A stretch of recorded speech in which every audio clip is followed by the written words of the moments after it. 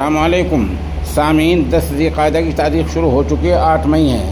خبر کا عنوان ہے پاکستان نے جموں میں حملہ کر دیا ہے۔ دوسرا عنوان ہے ہماری فوج نے اس کو ناکام کر دیا ہے۔ فوج نے پاکستان کے 8 میزائل گرا دیے ہیں۔ خبر اور تفصیل سنیے۔ پاکستان نے ایک بار پھر منہ کھائی ہے۔ پاکستان نے جموں میں واقع ایسٹ پر راکٹ داغا ہے، لیکن بھارت نے اس حملے کو ناکام کر دیا ہے۔ بھارت کے S-400 نے 8 پاکستانی میزائلوں کو گرا دیا ہے۔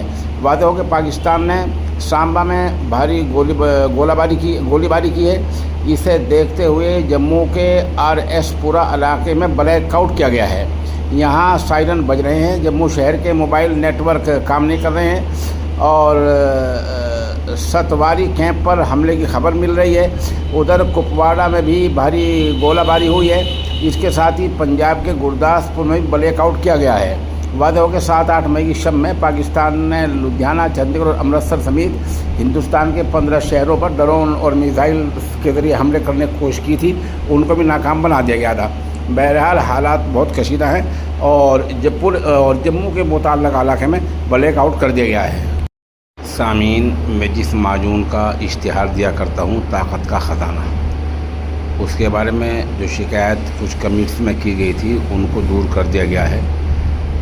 ابھی رعایتی قیمت پر چل رہا ہے اور یہ معجون لاجواب ہے۔